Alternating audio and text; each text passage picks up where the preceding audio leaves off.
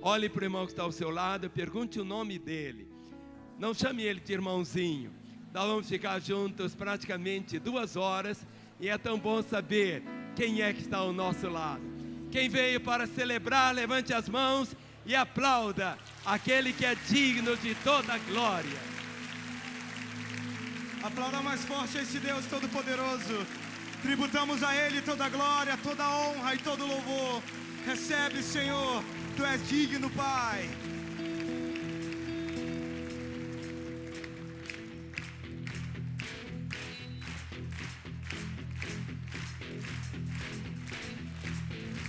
Vamos declarar: eu sou grato por tudo que tenho. Um tesouro maior desse mundo me foi dado como herança eterna. Maior prova de um amor tão profundo. Declare: tenho vida. Tenho vida, alegria em todo tempo. Olha pro seu lado e declare isso. Tenho amigos, família, muitos irmãos. Pois Jesus, meu amigo verdadeiro, que fez tudo ao me dar a salvação.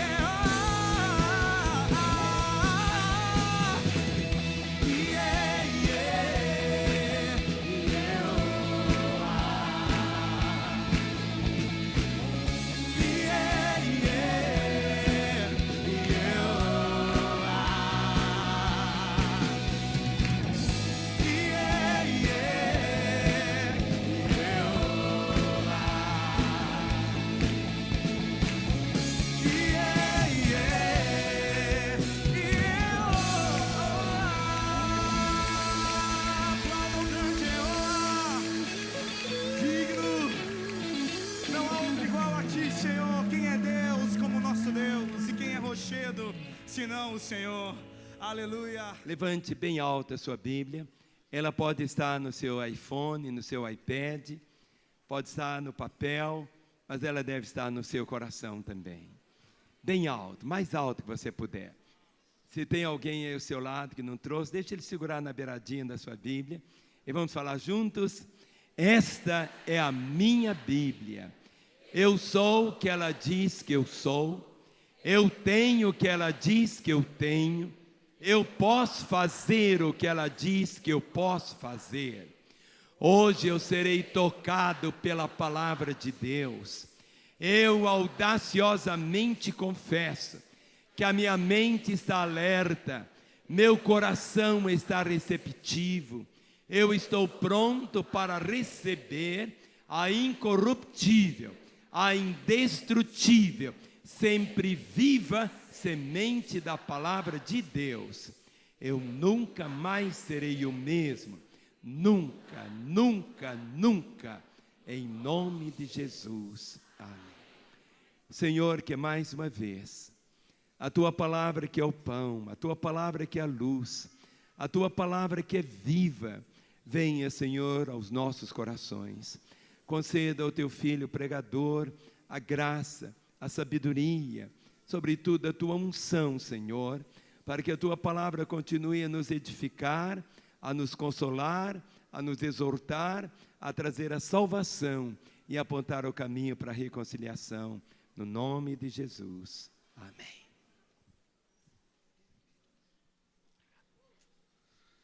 Aleluia. Glória a Deus. Boa noite a todos, graça e paz. Ainda em pé, eu quero que você abra, por favor, sua Bíblia em Isaías 6.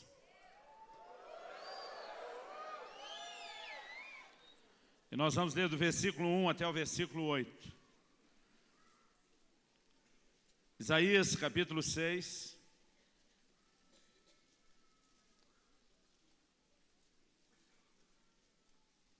A partir do versículo 1 até o versículo 8.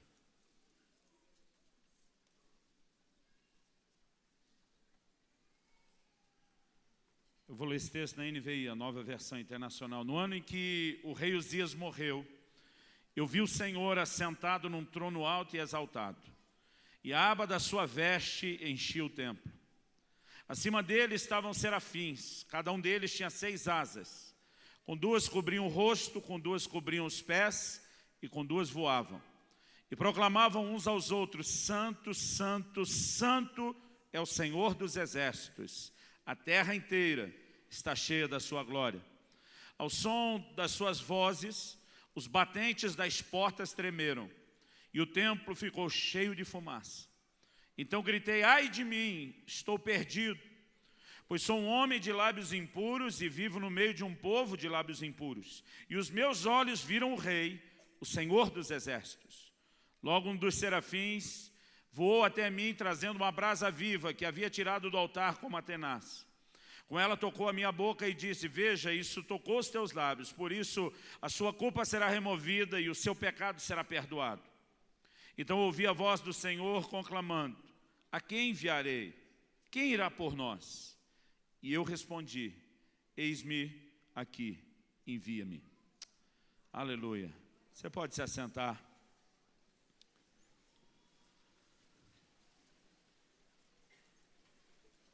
Eu me recordo de um momento muito específico. Eu acredito que isso deva estar girando em torno de 17 anos aproximadamente, onde eu já estava servindo a Deus, já estava no ministério pastoral, depois de anos no ministério itinerante, já estava há alguns anos pastoreando. E eu me lembro de um momento específico, onde uma fome muito grande começou a tomar conta do meu coração.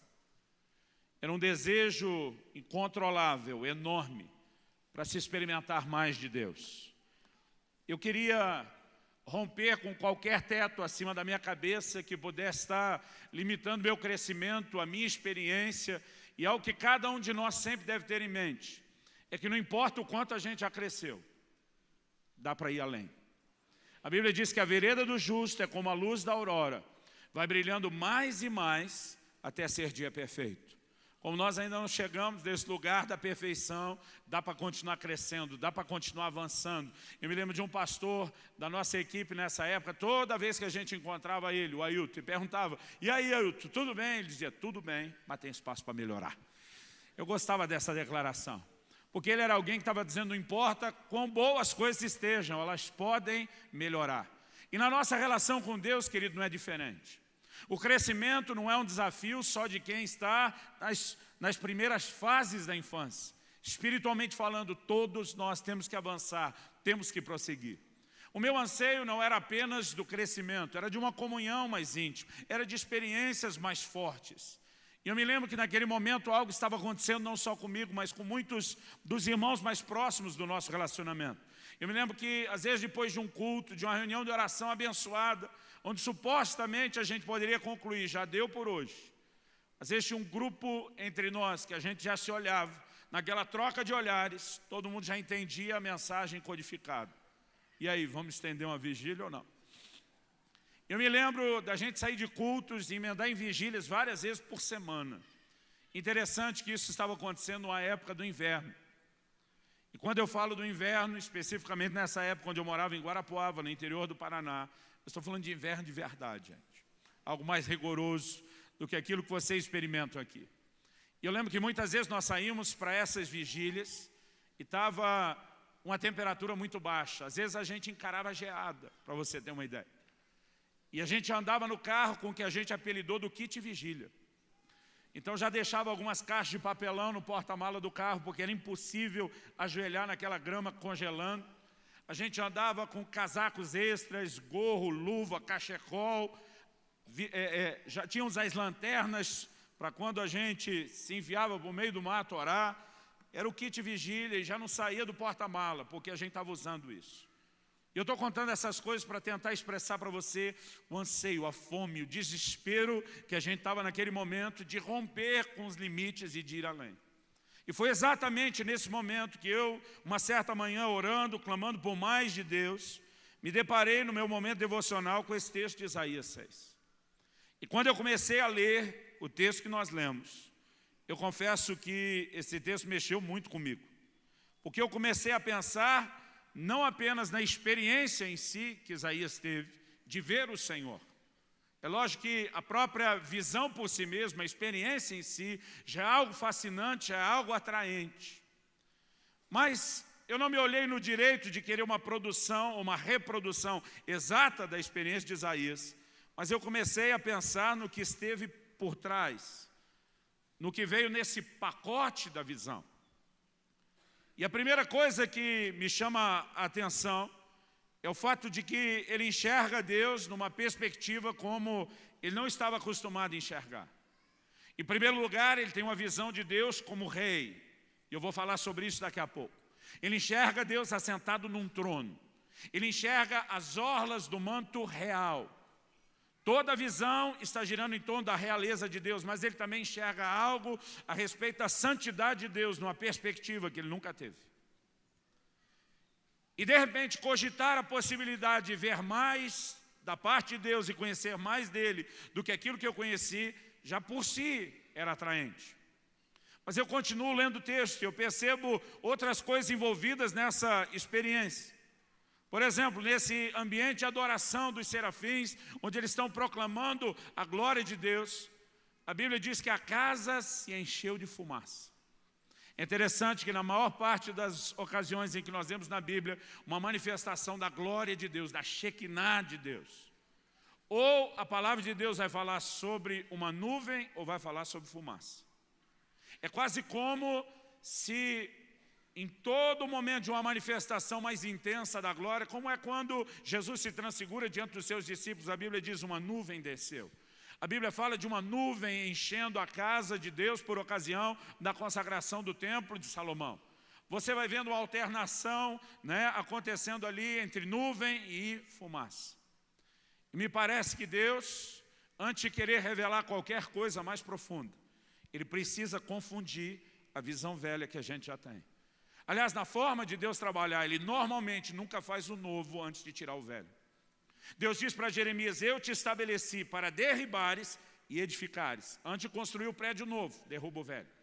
Deus diz, eu te estabeleci para arrancares e plantares. Antes de plantar a planta nova, arranca a velha. Porque há algumas coisas, querido, que precisam de fato serem mudadas e tiradas da nossa vida se nós queremos ir além. Agora, eu olho para esse texto e ele ainda me diz que a casa, porque esse é o lugar onde Isaías está. Quando ele tem essa visão, querido, ele não está fazendo piquenique, ele está no templo. Considerando que ele não era da linhagem sacerdotal, a única alternativa que nos resta é saber que ele deveria estar naquele lugar para orar. Pelo menos coisas que a própria Bíblia diz que ele, junto com o rei Ezequias, fez. Entrou no templo, na casa de Deus, para orar e para apresentar a carta de afronta de Senaqueribe. Então ele está buscando a Deus. Mas ele não apenas está buscando a Deus, ele está no lugar que nós podemos dizer é o centro de todo o conceito de religiosidade que a nação tem. O lugar de adoração, o lugar de culto, todos os padrões daquilo que se faz, é exatamente ali. E a gente vê que Deus permite que essa casa seja tremida, que essa casa chacoalhe. E eu creio que há um lugar de uma experiência tão mais profunda em Deus, onde as bases de religiosidade da nossa própria vida serão chacoalhadas. O texto ainda diz que o homem consegue enxergar as suas falhas. Irmão, pensa num trem difícil, é a gente enxergar nossas falhas. Difícil não é enxergar a falha, porque a dos outros a gente vê bem. Jesus disse que o cisco no olho do irmão a gente vê de longe. Difícil é enxergar a trave do nosso. Isaías, irmão, ele está pregando uma mensagem dura contra o pecado. Desde o capítulo 1 você vê ele batendo sem dó nem piedade. Ele faz afirmações como, o boi conhece o seu dono, o jumento o seu possuidor, mas Israel não me conhece. E ele vai para cima. No entanto, nesse momento, ele enxerga algo a respeito de si mesmo e ele se nivela. A declaração que ele faz é praticamente, eu sou farinha do mesmo saco. Porque diz, eu habito no meio de um povo de impuros lábios, eu sou um homem de lábios impuros. Em outras palavras, eu sou a mesma coisa do que essa gente em que eu estou batendo uma mensagem dura. Ele enxerga a sua limitação e ele não só enxerga a sua limitação, porque reconhece a sua limitação e se expõe, ele experimenta um toque santificador. O anjo pega uma brasa do altar e tosta a boca dele. Outro dia alguém me perguntou, pastor, qual é o mistério do toque na boca? Eu falei, não tem mistério. Isso é a oração que ele fez. E diz, eu sou um homem de lábios impuros. Porque ele reconheceu impureza nos lábios, o Senhor diz, vou purificar a área que você reconhece que precisa de ajuda. Se ele tivesse dito, sou um homem de olhos impuros, talvez seriam 2 brasas nos olhos. Ou como se dizia no interior de São Paulo, onde me criei, no zóio. Um dia desse, conversando com meus filhos sobre esse assunto, num culto de família, um deles disse, pai, tem uns que estão precisando de um banho de brasa. Não seria nem um abraço na boca, nem só 2 nos olhos, tem uns que estão precisando de um banho de brasa. Mas a verdade é que ele não apenas reconhece uma limitação, mas ele recebe um toque de santificação. E depois de tudo isso, nós vemos Isaías, ao ouvir essa voz, a quem enviarei, quem há de ir por nós. Eu já vi muita gente afirmando, eu mesmo já falei isso, que esse é o momento do chamado de Deus na vida de Isaías. Mas a verdade é que Isaías já estava no ministério. Ele já estava profetizando, ele já estava servindo a Deus. Mas nós podemos dizer que, no mínimo, ele tem uma percepção de um lugar mais profundo para se entrar. De uma expressão de ministério maior do que aquilo que ele está realizando. Agora, vamos contar quanta coisa está embutida nessa experiência. Descobrir mais sobre Deus do que aquilo que a gente enxerga. Ter a nossa visão atual confundida para algo que vai nos introduzir numa manifestação de glória maior. Ter as bases de religiosidade da nossa vida chacoalhada, poder enxergar mais sobre as nossas limitações, receber um toque purificador e ainda assim uma percepção de um lugar mais profundo do ministério. Quando eu comecei a pensar nisso, o pacote, ele me pareceu mais atraente do que a visão em si. E eu lembro que eu comecei a dizer, Deus, o Senhor não faz acepção de pessoas. Irmãos, eu sou aquele tipo de gente que quando criança, me lembro que algumas bebidas que a gente não tinha toda hora, numa época de necessidade, seja algum tipo de refrigerante que só aparecia no domingo, quando aparecia, ou às vezes quando a gente tinha leite em vez de chá. Eu lembro que eu e meus 2 irmãos, a gente colocava os 3 copos, um do lado do outro, na hora de mamãe servir. Porque se colocasse um pouquinho mais no copo de um, irmão, começava o protesto, colocou mais para ele do que para mim. E aquilo não era só o desespero para beber aquela bebida que não tinha todo dia, mas era também a necessidade de sentir que a gente era igualmente amado e respeitado. E de alguma forma eu carrego isso comigo até hoje na minha relação com Deus. Quando eu vejo Ele botando mais no copo de outro, eu digo: ei! Eu olho para Deus e digo: jurisprudência, eu tenho direito de ter mais. E quando eu olhei para Isaías, falei assim: ó, se o Senhor deu para ele, liberou geral. Eu tenho direito a alguma coisa desse nível também. Enquanto eu orava, o Espírito Santo me fez entender que há algo nesse texto que não é apenas um relato de um momento cronológico apenas da história de Israel. Em Romanos 15:4 a Bíblia diz: tudo quanto foi escrito para nosso ensino foi escrito. Paulo escreve em 1 Coríntios 11, diz: essas coisas lhes aconteciam e foram escritas para a advertência nossa, para exemplo nosso. E eu comecei a perceber que, na verdade, o que nós temos aqui, eu poderia chamar de uma espécie de receita para quem quer experimentar mais de Deus. E esse é o tema da minha mensagem essa noite: experimentando mais de Deus. Se você é desses inconformados, que não importa o quanto já cresceu, quer ir além, não importa o quanto já experimentou, quer provar mais, não importa o que já tem, quer avançar, então eu quero compartilhar algo que pode ser um divisor de águas na sua vida. Eu garanto, tem sido na minha. A primeira coisa que Deus me fez perceber foi que o texto começa dizendo: no ano em que morreu o rei Uzias. E eu comecei a refletir que essa afirmação, no ano em que morreu o rei Uzias, não é apenas uma referência cronológica. Porque o padrão que você encontra em todo o Velho Testamento, na hora de dar uma referência cronológica, era dizer: no ano tal, do reinado de fulano de tal. E no ano em que Uzias morreu, ele já não está mais governando, como nós vamos ver daqui a pouco. Quem estava governando era Jotão, seu filho. O padrão de uma referência cronológica seria dizer: no ano tal do reinado de Jotão. Mas a afirmação é no ano em que morreu o rei Uzias, porque aqui nós não temos só uma menção cronológica, nós temos uma informação importante. Porque esse texto está falando de uma substituição. No ano em que morreu o rei Uzias, o rei natural, o rei da carne, os meus olhos viram o rei, o Senhor dos exércitos. O que esse texto está apresentando é uma troca, é uma substituição. Um rei dando lugar à entrada de outro rei. E esse outro rei só entra no cenário quando o primeiro cai fora. E nós precisamos entender, querido, quem era Uzias para o próprio Isaías. Porque para a maioria de nós, quando a gente lê o texto, às vezes a palavra rei Uzias não significa absolutamente nada. Mas eu quero tentar te ajudar a entender a figura de Uzias.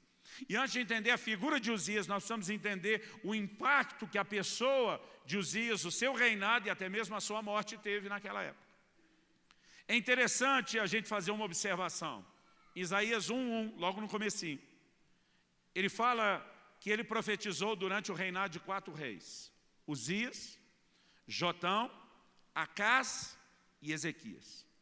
Quando você pega o tanto que esses reis reinaram, só existe uma única forma da conta bater, Isaías ter profetizado durante o reinado de 4 reis.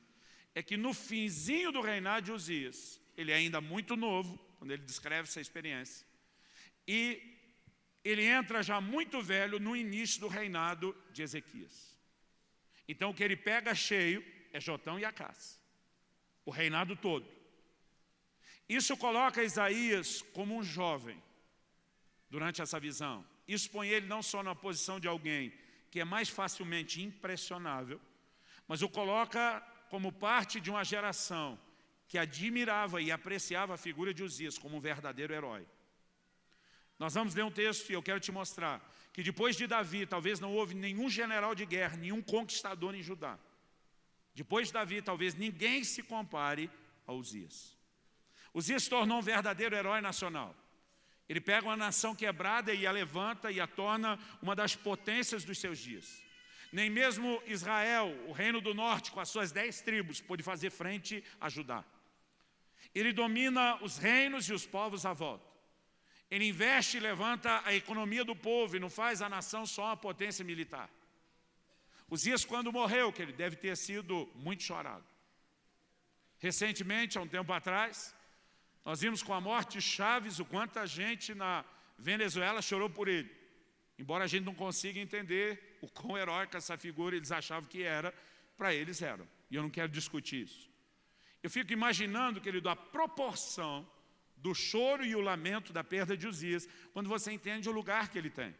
Aliás, volta comigo e abre aí, por favor, por gentileza, a sua Bíblia. No primeiro livro de Crônicas, no capítulo 26, perdão, segundo livro de Crônicas, no capítulo 26, e nós vamos ler a partir do versículo 3 para entender quem é Uzias antes de fazermos a nossa aplicação. O texto diz: Uzias tinha 16 anos quando começou a reinar, e 52 anos reinou em Jerusalém. Era o nome da sua mãe Jecolias de Jerusalém. Ele fez o que era reto perante o Senhor, segundo tudo que fizera Amazias seu pai. Propôs-se a buscar a Deus nos dias de Zacarias, que era sábio nas visões de Deus.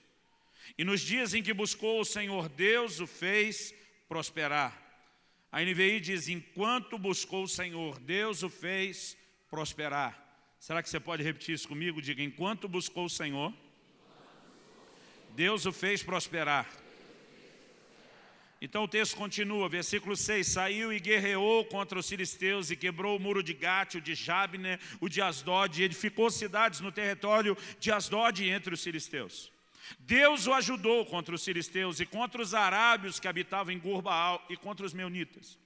Os amonitas deram presentes a Uzias, cujo renome se espalhara até a entrada do Egito, porque tinha se tornado em extremo forte. Também edificou Uzias torres em Jerusalém, a porta da esquina, a porta do vale, a porta do ângulo, e as fortificou. Também edificou torres no deserto e cavou muitas cisternas, porque tinha muito gado, tanto nos vales como nas campinas. Tinha lavradores e vinhateiros nos montes e nos campos férteis, porque era amigo da agricultura. Tinha também Uzias um exército de homens destros nas armas, que saíam à guerra em tropas, segundo o rol feito pelo escrivão Jeiel e Maazéias, oficial, sob a direção de Ananias, um dos príncipes do rei. O número total dos cabeças das famílias, homens valentes, era de 2.600. Isso era só a tropa de elite. 13. Debaixo das suas ordens havia um exército guerreiro de 307.500 homens, que faziam a guerra com grande poder para ajudar o rei contra os inimigos. Detalhe: faziam a guerra com grande poder. 14. Preparou-lhes Uzias para todo o exército escudos, lanças, capacetes, couraças e arcos, e até fundas para tirar pedras. Fabricou em Jerusalém máquinas de invenção de homens peritos, destinadas para as torres e cantos das muralhas, para atirarem flechas e grandes pedras. E divulgou-se a sua fama até muito longe, porque foi maravilhosamente ajudado. Outra versão diz extraordinariamente ajudado, ou seja, ele não foi apenas ajudado por Deus, ele foi ajudado de uma forma extraordinária. No entanto, o texto diz assim: até que se tornou forte. E a partir do 16, a Bíblia diz: havendo-se já fortificado, exaltou-se o seu coração para a sua própria ruína. Irmão, o que Uzias fez pela nação de Judá é inegável. O lugar que ele passa a ocupar como herói nacional, transformando a nação de Judá não apenas numa potência militar, mas, como eu falei, numa força econômica. Ele investe na agropecuária. É algo impressionante. E a única razão pela qual Uzias chega a este lugar é porque a palavra de Deus diz que logo cedo, quando ele era ainda menino, ele foi instruído por Zacarias, que era sábio nas visões de Deus. Ele foi orientado a buscar a Deus. E a Bíblia diz: enquanto buscou o Senhor, Deus o fez prosperar. No entanto, quando ele alcança aquilo que ele tanto almejou, quando ele chega aonde ele queria chegar, Uzias se torna talvez uma das maiores encarnações como personagem bíblico, de uma atitude não só de autossuficiência, mas de independência de Deus. Uzias na minha opinião, é talvez a maior encarnação do que uma busca interesseira, do que é alguém fazer de Deus um trampolim ou um caminho para alcançar o que de fato deseja e não o objeto final da sua busca. Porque a Bíblia diz, enquanto buscou o Senhor, Deus o fez prosperar, mas quando se tornou forte, ele simplesmente vira as costas para Deus. E quando a gente fala dessa forma de Uzias, dá até a indignação, mas a verdade é que existe um pouco de Uzias dentro de cada um de nós. Pastor, vira essa boca para lá, eu viro. Existe um pouco de Uzias em cada um de nós. Não importa para aquele lado eu virar, é uma verdade. Todos nós temos um certo aspecto dessa busca interesseira que precisa ser vigiada com muito cuidado. Isso não é de hoje, querido. A Bíblia diz que 10 leprosos vieram até Jesus. A Bíblia diz que ele curou os 10. Só um voltou a agradecer. Quando esse um voltou a agradecer, a pergunta de Jesus é, cadê os outros 9? E Jesus não pergunta para isso olhando para ele, achando que ele é líder, ou que ele é o representante do sindicato. Ele não está cobrando do homem, mas ele está desabafando, ele está colocando para fora uma indignação. Se eu fiz algo por todo mundo, por que é que ninguém voltou para me continuar buscando? Mas ele estava mostrando que a maioria das pessoas não queria apenas aquilo que ele tinha para oferecer. E depois de receber aquilo que vieram buscar, que era única e exclusivamente a cura, eles não tinham mais nada para tratar com ele. Todos nós, querido. Eu me lembro quando eu fui para o ministério pastoral, e eu comecei a ficar surpreso com quanta gente vinha atrás de cura e depois que era curado, sumia. Quanta gente vinha quebrado financeiramente, depois que virava a mesa, dava a volta por cima, desaparecia. Quanta gente chegava com um casamento por um fio, mas depois, eu não digo nem de restaurá-lo, de tirá-lo daquela zona de perigo, sumia. E nesse momento, quando eu estou enxergando isso na Bíblia, a minha primeira reação é começar a pensar num monte de gente. Me lembro de uma vizinha que eu evangelizei tanto. Ela nunca levava o negócio adiante, nunca queria ir na igreja. Até um dia que fizeram uma baita de uma macumba na frente da loja dela. Aí ela me liga e diz, pastor, eu preciso de você. Eu falei, ahá. E a nossa reação é sempre pensar nos outros. Mas naquele dia, quando eu comecei a pensar num monte de gente, eu me lembrei dos jovens. Quando chegava o fim do ano, ia aproximando a época de vestibular. Pensa no avivamento que era na igreja. O jovem pedia a chave da igreja porque queriam entrar às 5 da manhã para orar. Mas depois que passava no vestibular, nem lembrava mais que era crente. Nem lembrava quem o colocou na universidade. E nem que tinha que ser sal e luz da terra naquele lugar. Enquanto eu estou pensando num monte de gente que manifestou os dias, o Senhor, de uma forma muito direta, falou, ei, não quero falar dos dias dos outros, não. Eu quero falar dos seus. Dos seus dias. Minha reação foi, eu? Só acho que tem os dias aqui? Irmão, e de repente eu revivi uma cena muito forte da minha fase de pré-adolescente. Eu mencionei, sou o filho do meio, esse eu não mencionei, eu mencionei que eu tenho outros 2 irmãos, né? Tenho outros 2 irmãos e nós crescemos os 3. Alguns chegaram a nos apelidar, mesmo na igreja, papai pastoreava, de os 3 metralhas. Para quem tem minha idade para mais, dá para entender que a gente era... Hoje em dia a gente não fala mal das crianças, a gente chama de hiperativo. Mas a gente era ligado no trifásico. E eu me lembro de um momento difícil, nessa época a gente mediu o copo, que não só papai, mas mamãe teve que trabalhar também. Irmão, aquelas tardes sem papai e mamãe por perto, só Jesus e muito anjo de Deus para segurar e evitar o caos naquela casa. E tinha uma cena que sempre se repetia essa época. Meu irmão mais novo, o Paulo, que hoje é um dos pastores comigo na minha equipe, ele ficava provocando o mais velho, o Adriano. E nós somos uma escadinha de 2 em 2 anos. Então, do Paulo para o Adriano, são 4 anos de diferença. Só que, nessa idade que a gente estava, meu irmão, eu acredito que eu devia estar em torno dos meus 11 anos, 10 talvez. Meu irmão, se eu tivesse com 10, ele estava com 12, se tivesse com 11, ele estava com 13. Então, o Paulo, que estava ali naquela faixa do 8, 9, era uma criança muito miudinha, ele sempre foi, né, mais miúdo do que a gente. E, no entanto, o meu irmão mais velho foi daqueles que entrou já na adolescência e juventude muito precoce. Então, ele cresceu, desenvolveu rápido, estava, né, quase com um corpo de adulto. E o menor ficava irritando ele até tirar ele do sério. Quando tirava ele do sério, ele perdia o controle. Ele batia sem dó nem piedade. Aí eu ficava com dó do pequeno, achando que ia morrer de tanto apanhar, e entrava no meio para apanhar junto. E eu ficava com raiva, porque eu não provocava, eu dizia, não provoca. E para salvá-lo, eu entrava para apanhar junto. E teve um dia que ele estava provocando meu irmão. Eu falei, para, que hora que você tirar ele do sério, ele vai vir para cima de você. E hoje eu não apanho no seu lugar. Mas ele não me ouviu, continuou provocando. E daqui a pouco meu irmão perdeu a paciência, foi para cima, ele tentou correr, mas meu irmão acuou ele num canto de uma sala.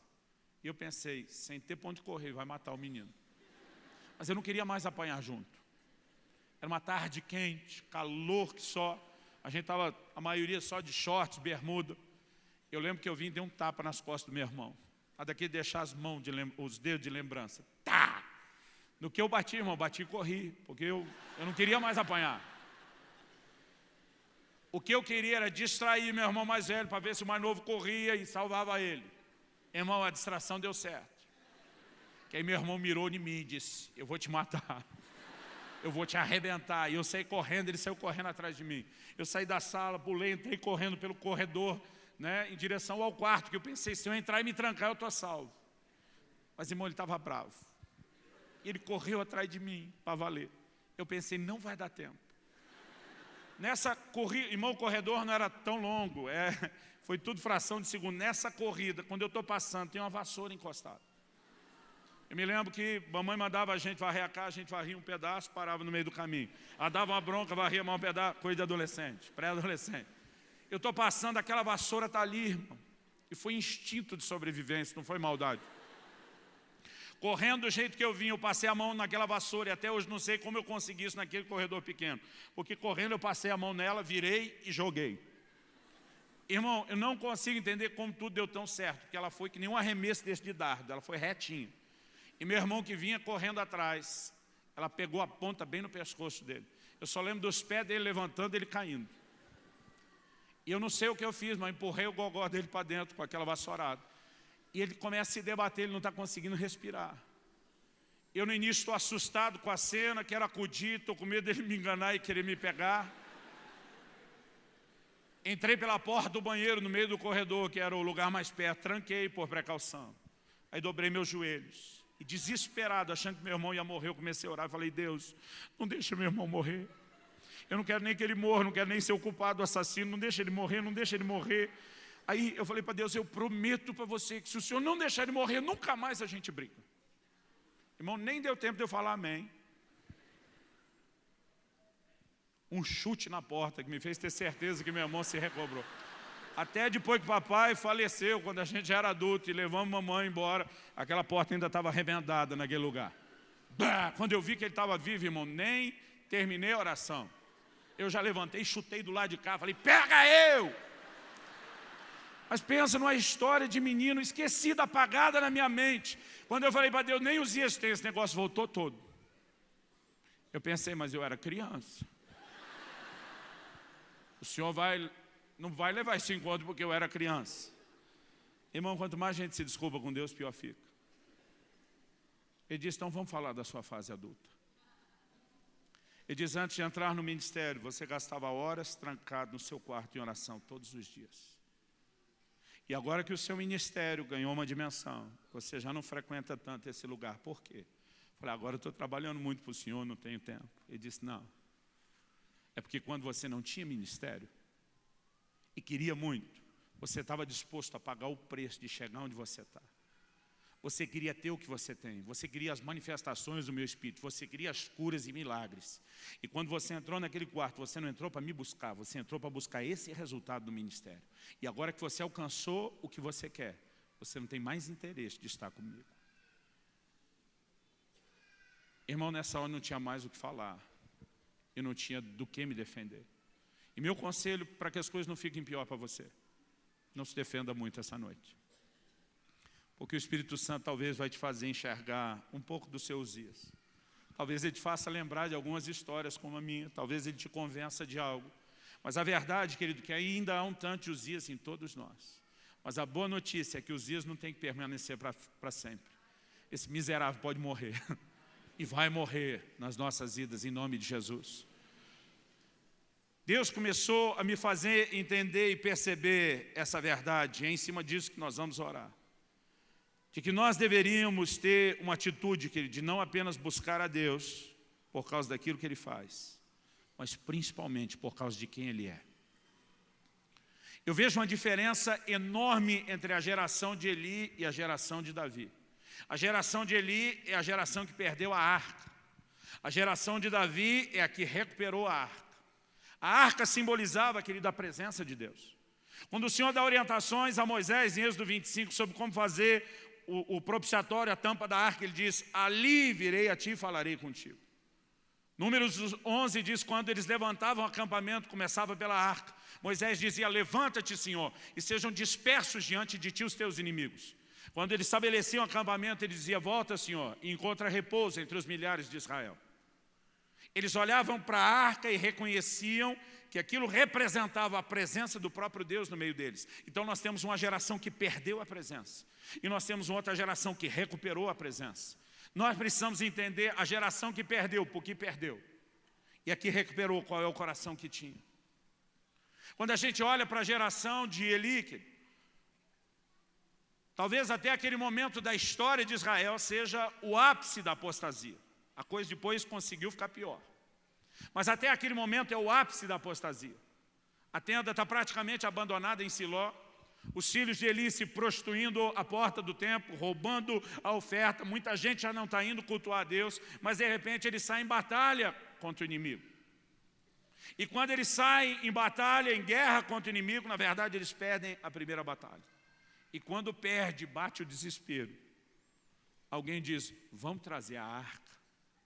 Não porque houvesse qualquer respeito à presença de Deus, não porque houvesse nenhum anseio por recebê-lo com adoração, com aclamações, com nada disso, mas porque eles olham para a arca como se fosse uma espécie de amuleto, um resolve tudo, um talismã.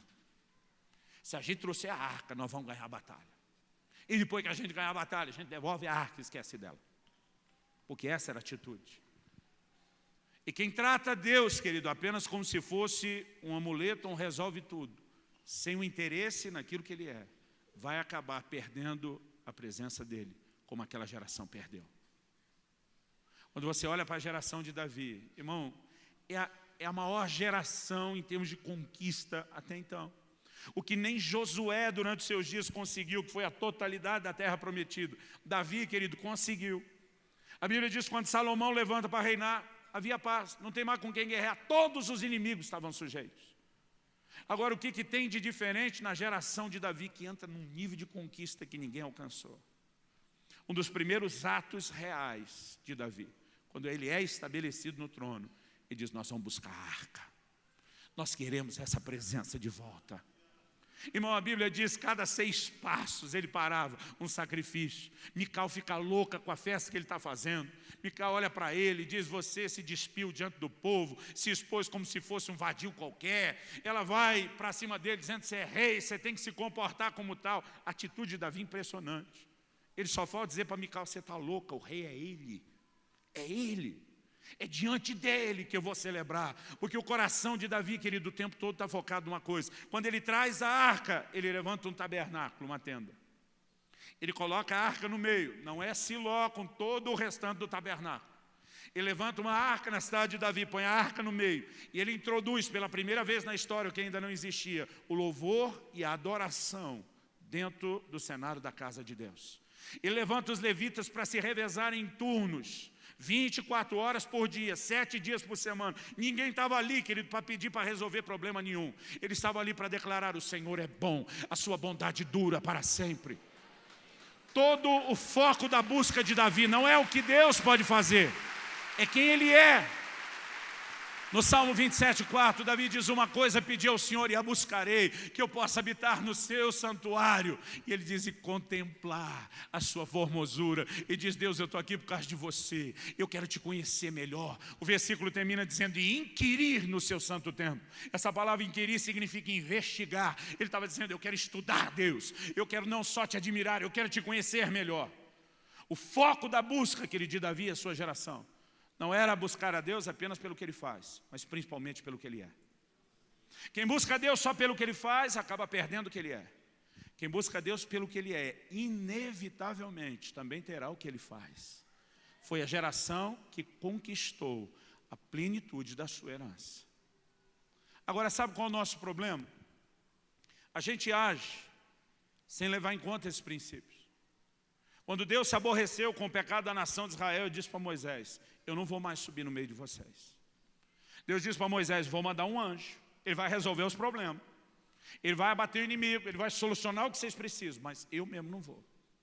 Irmão, para a maioria dos crentes, o negócio teria sido fechado na primeira proposta.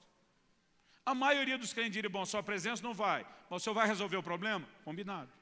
O que a gente quer é que resolva o problema. Moisés disse para Deus: se o Senhor não vai conosco, não nos faça subir deste lugar. Ele está dizendo: o meu interesse não é na presença de um Deus que apenas resolve problemas. Não importa se outro resolve problema. Se nós não teremos quem você é, nós não arredamos o pé, nós não vamos a lugar nenhum.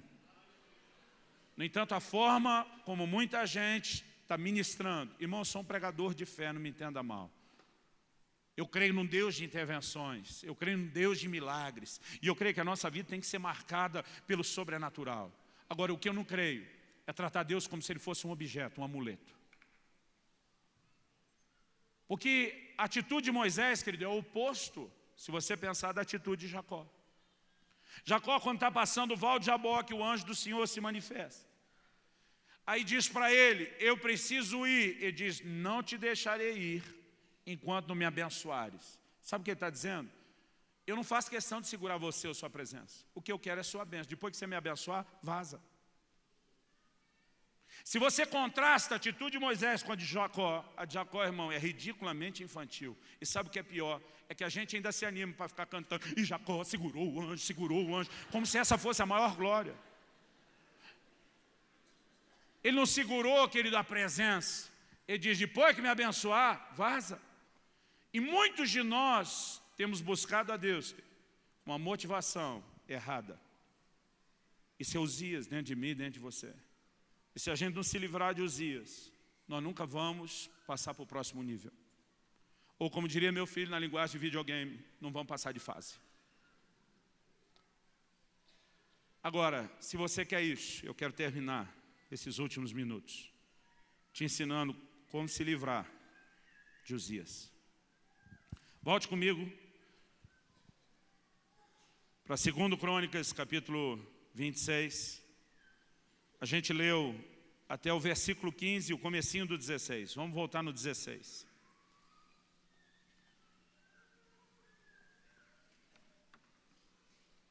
Mas havendo-se já fortificado, está falando de Uzias, exaltou-se o seu coração para a sua própria ruína e cometeu transgressões contra o Senhor seu Deus, porque entrou no templo do Senhor para queimar incenso no altar do incenso. Porém o sacerdote Azarias entrou após ele com 80 sacerdotes do Senhor, homens da maior firmeza. Outra versão diz homens valentes, homens corajosos. E resistiram ao rei Uzias. E lhe disseram: a ti, Uzias, não compete queimar incenso perante o Senhor, mas aos sacerdotes, filhos de Arão, que são consagrados para isso. Sai do santuário, porque transgrediste. Nem será isso para a honra tua da parte do Senhor Deus. Deixa eu fazer uma pausa. A Bíblia não fala de Uzias cometendo nenhum pecado que aos nossos olhos parece ser tão terrível. O que a Bíblia descreve é que ele se meteu na oferta de incenso. E a oferta de incenso tem uma tipologia muito clara. No Salmo 141:2 nós temos uma sinalização quando ele diz: suba a ti a minha oração como incenso. E no livro do Apocalipse a Bíblia diz: porque o incenso são as orações dos santos. Pensa num lugar onde Uzias gosta de entrar para assumir o controle. É a nossa vida de oração. E o problema de muito crente, que ele deve tratar a vida de oração como se ela fosse apenas uma forma da gente conseguir de Deus tudo que a gente quer. Eu gosto de dizer que oração não é só o meio através do qual você consegue de Deus o que você quer. Oração também deveria ser o meio através do qual Deus consegue de você o que Ele quer. É isso que nós vemos em Jesus no Getsemane. Seja feita não a minha, mas a sua vontade. A oração deveria ser um lugar e um ambiente, querido, de rendição, de entrega, onde a gente não luta só pelo que Ele quer, mas pelo que a gente quer, mas a gente se entrega ao que Ele quer. Quem está entendendo, diga amém. Agora, quando nossa vida de oração, querido, gira em torno só do que eu quero receber de Deus, significa que Uzias assumiu o controle. Agora, a Bíblia diz que nós somos o santuário de Deus, onde o incenso é queimado, mas também diz que nós somos sacerdotes. Ou seja, nós somos responsáveis pelo cuidado, pela manutenção e pela condução de todo o culto e de tudo que acontece nesse santuário que somos nós mesmos. Quando esses sacerdotes entram, e a Bíblia diz que eles entraram em 80, e chama eles de corajosos, por quê, irmão? Porque ninguém podia contrariar o rei. O rei era a lei, ele fazia o que queria. Até eu queria ter sido rei. Fazer o que quiser, eu que mando nesse lugar. Irmão, ninguém podia contrariar o rei. E o pior, que ainda é um rei em si mesmado, cheio de si mesmo. E o rei nunca anda sozinho. O rei anda com a sua guarda pessoal. Então enfrentar o rei significa enfrentar talvez a elite do seu exército. E pense, irmão, no exército. Então a Bíblia chama esses homens de valentes porque eles entram dispostos a morrer. Mas diz, essa bagunça vai parar, essa folia vai terminar. Você já foi longe demais. E há um momento, querido, onde eu e você, quando percebemos que Uzias tomou conta da oferta de incenso, a gente precisa ter uma atitude, um posicionamento de dizer, chega, você já foi longe demais. Você não vai controlar a minha vida de oração. Você não vai regular a minha forma de buscar Deus. Você não vai me transformar em alguém que busca Deus só de forma interesseira. E quando eles resistiram ao Senhor, vamos continuar lendo, versículo 19 diz, então Uzias se indignou, como se era de se esperar. Tinha um incensário na mão para queimar o incenso. Indignando-se ele, pois, contra os sacerdotes. A lepra lhe saiu na testa, perante os sacerdotes, na casa do Senhor, junto ao altar do incenso. Então o sumo sacerdote Azarias e todos os sacerdotes voltaram-se para ele. E eis que estava leproso na testa. E apressadamente o lançaram fora. Até ele mesmo se deu pressa em sair, visto que o Senhor o ferira.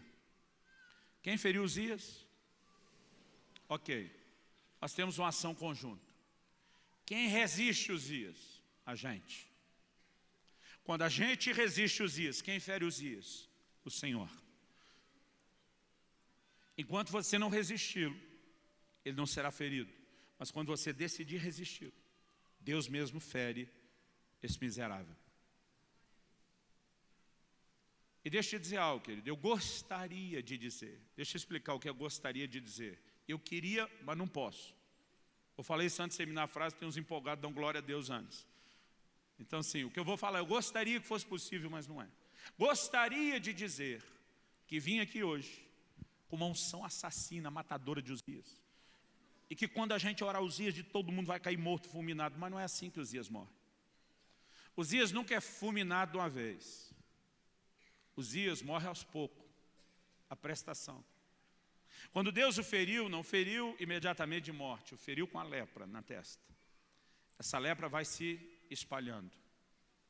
O primeiro efeito é que ele foi excluído da casa de Deus, ele não tem mais acesso.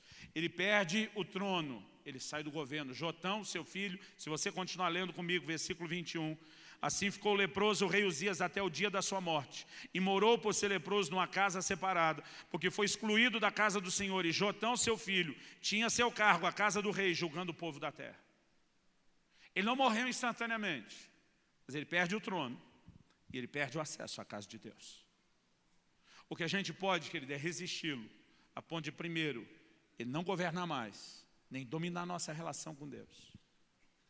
No entanto, ele foi morrendo aos poucos, a prestação. A lepra foi se espalhando, a sua situação foi complicando, até que finalmente ele morreu.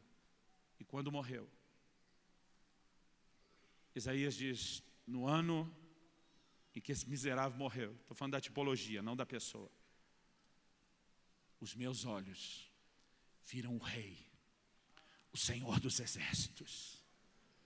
Irmão, há uma nova dimensão de descoberta de quem Deus é, do que Ele pode fazer em nós, por nós e através de nós, que nós não vamos descobrir enquanto Uzias estiver no comando. Irmão, não estou dizendo que a gente não deva pregar o evangelho tocando a necessidade das pessoas. É só olhar para Jesus, ele fez isso. Mesmo sabendo que os 9 não voltariam, ele curou.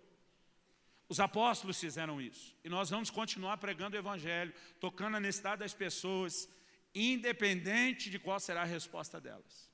Mas eu quero te dizer, querido, que a maior cobrança de Deus não é com quem está ouvindo o evangelho.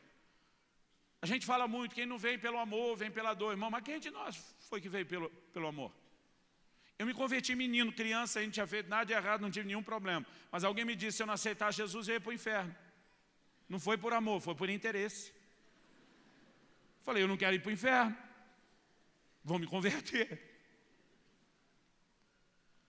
Agora, em 1 Coríntios 13:11, e aqui eu quero fechar.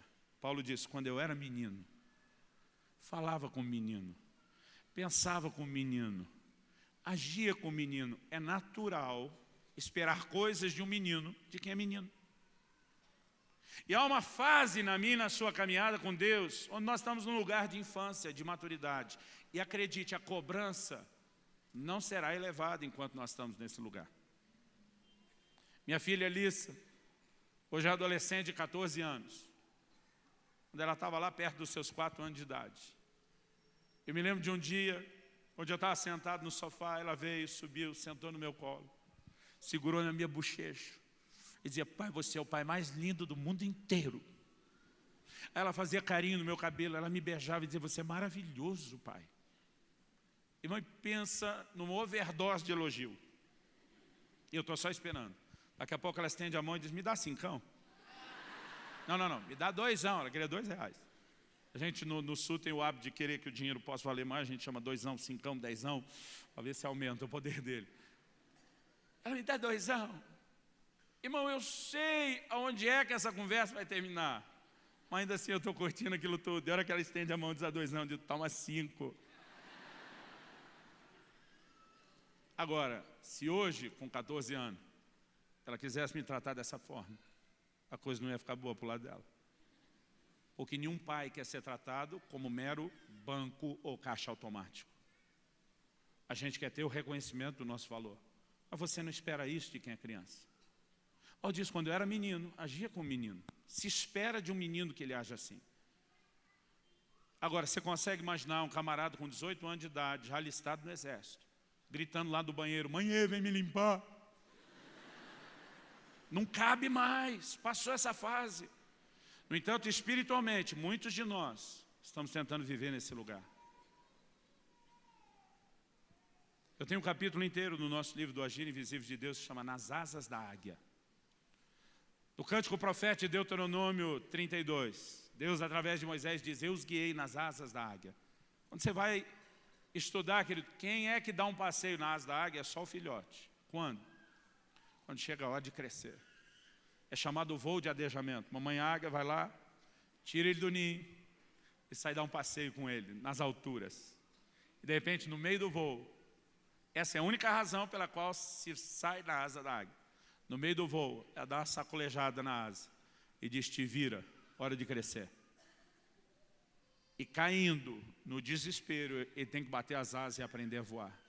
Sabe o que Deus está dizendo? Durante um tempo, eu deixei você no ninho, dei uma voltinha com você. Mas agora que nós vamos entrar em Canaã, está chegando a hora de crescer. Quando eles saem do Egito e estão no deserto, a Bíblia diz que Deus fez um caminho maior para que eles não vissem a guerra. Tem uma fase, querido, quando você se converte, você não sabe o que é guerra ainda. Mas vai chegar a hora que você vai descobrir o que é a guerra. Quando entra em Canaã, Deus diz, agora é hora de guerra. Quando eles estão no deserto, maná todo dia. Irmão, alimento sobrenatural. Tem crente, quando converte, Deus fala com ele, até olhando a capa da Bíblia. Mas chega uma hora, irmão, parece que abre aquele negócio e não está saindo mais comida tão fácil como antes. Direção especial, coluna de nuvem durante o dia, coluna de fogo durante a noite, só seguir. Quando chega em Canaã, não tem mais coluna. Quando a gente chega em Canaã, o maná cessou, agora vocês têm que colher do fruto da terra. Porque é um momento onde as coisas mudam e Deus vai dizer, agora é hora de crescer. O que eu estou pregando hoje, querido, não é para quem está se convertendo ou para quem é recém-convertido. Deus espera de nós maturidade. E eu creio que para muitos de nós já meio que passou da hora de crescer. Você pode dizer amém? Vamos ficar em pé para parecer que está acabando.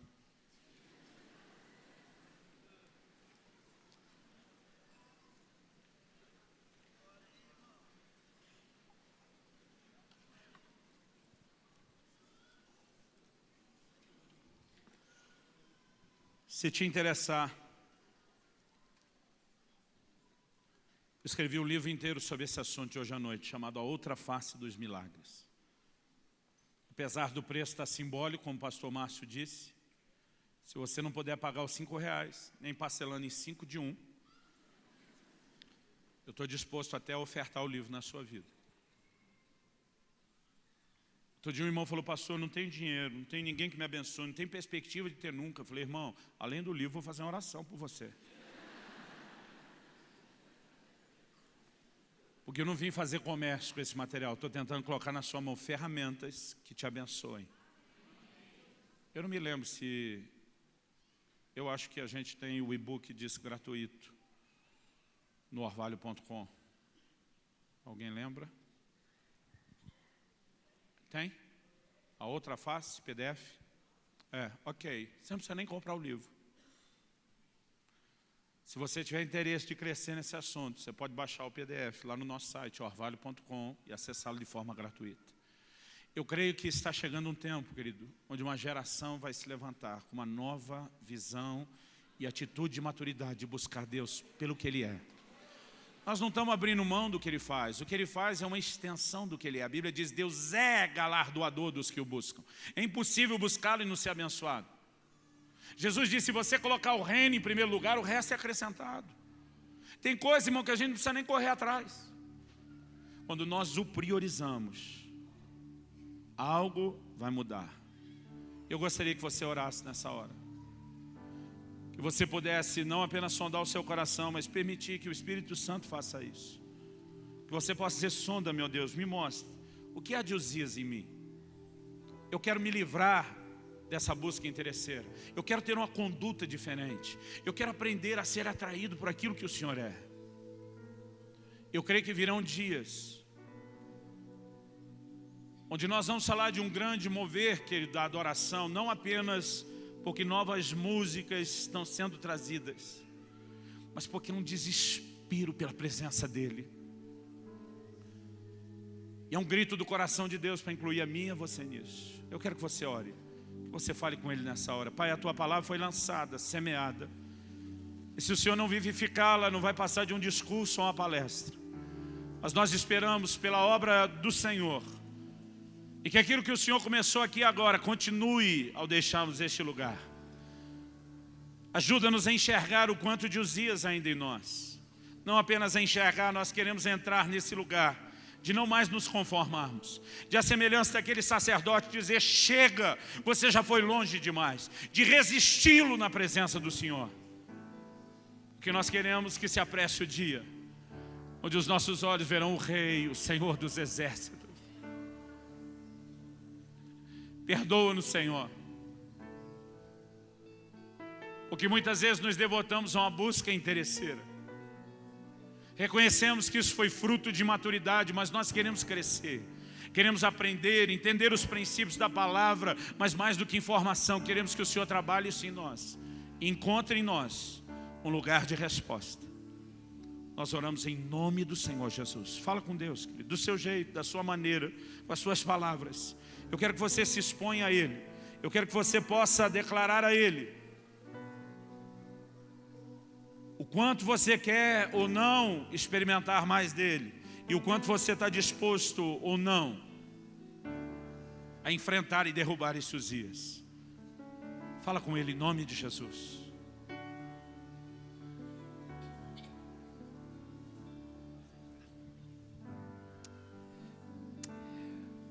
Coloque suas mãos sobre seu coração e vamos orar juntos, cantando. Eu quero voltar ao início do tudo, encontrar-me contigo, Senhor. Nossa vida ela é marcada pelos recomeços. E a palavra do Senhor é tão forte dizendo, lembra-te, pois, onde caíste. Arrepende-te.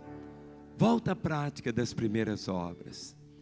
Ele não diz, lembra-te por que caíste, mas onde, ao momento. Feche seus olhos, 2 mãos sobre seu coração. Oremos cantando. Quero voltar ao início de tudo, encontrar-me contigo, Senhor.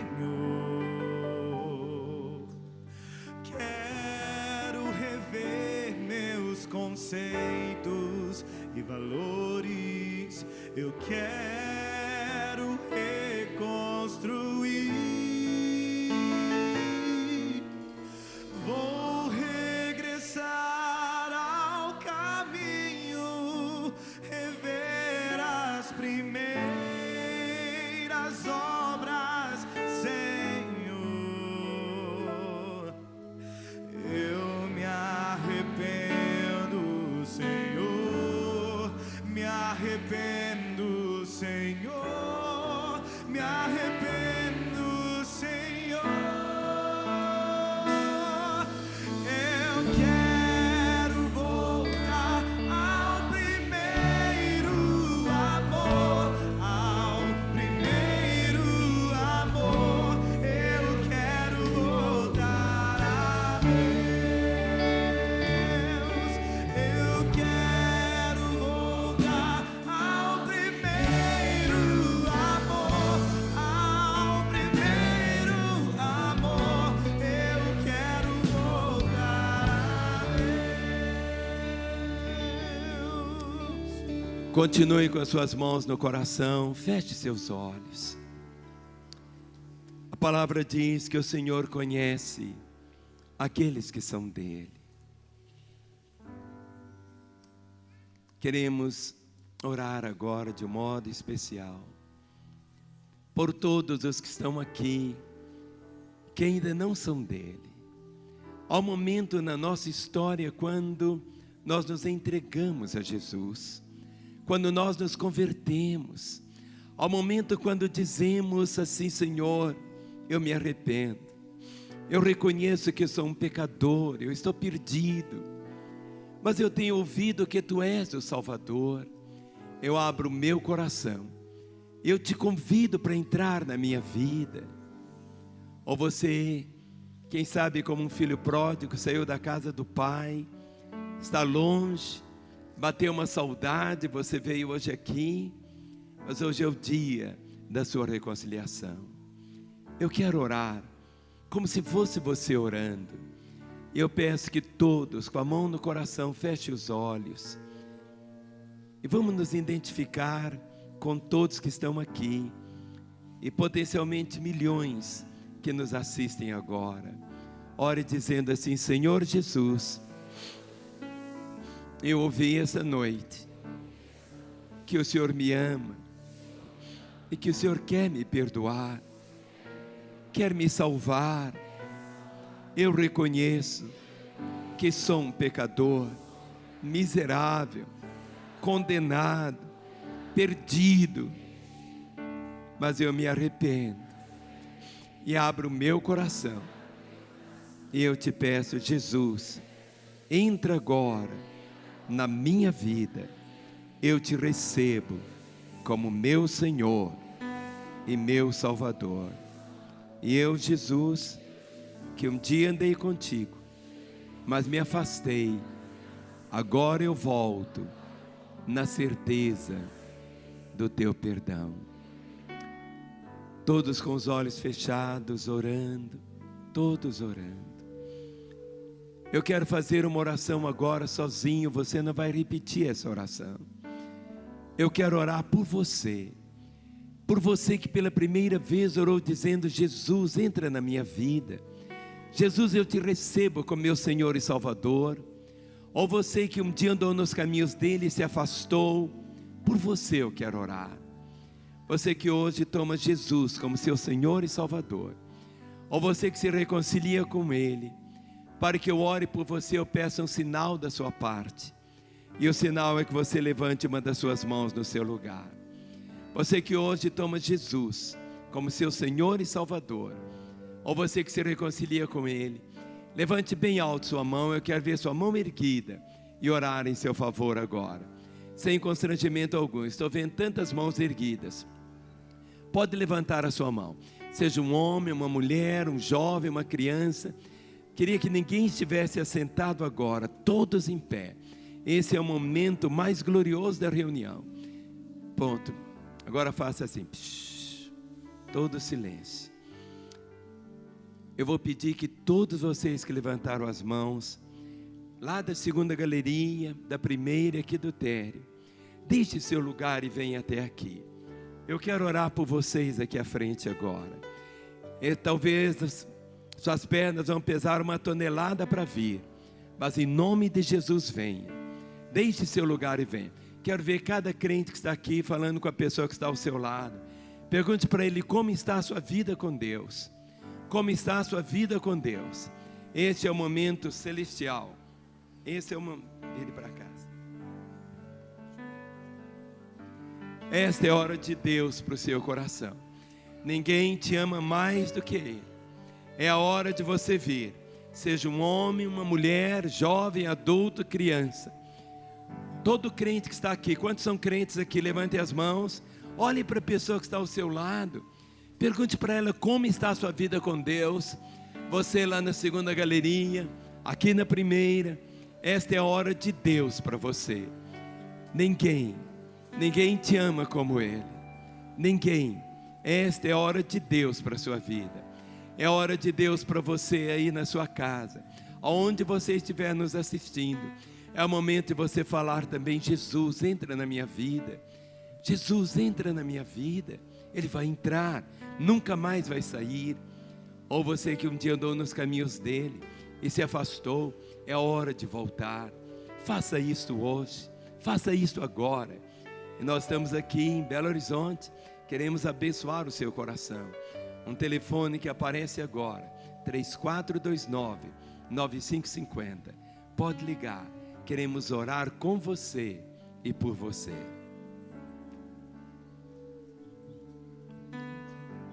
Mais vidas estão chegando. Esta é a hora de Deus para o seu coração. Queria pedir meus pastores que estão presentes, sem exceção, que viessem pôr as mãos sobre os que estão aqui. Esse é o momento do céu. Esse é o momento do céu. Vocês que estão aqui ajoelhados, podem ficar em pé. Podem ficar em pé. Você vai receber agora. Pai, em nome de Jesus, desligamos destas vidas todo o poder das trevas.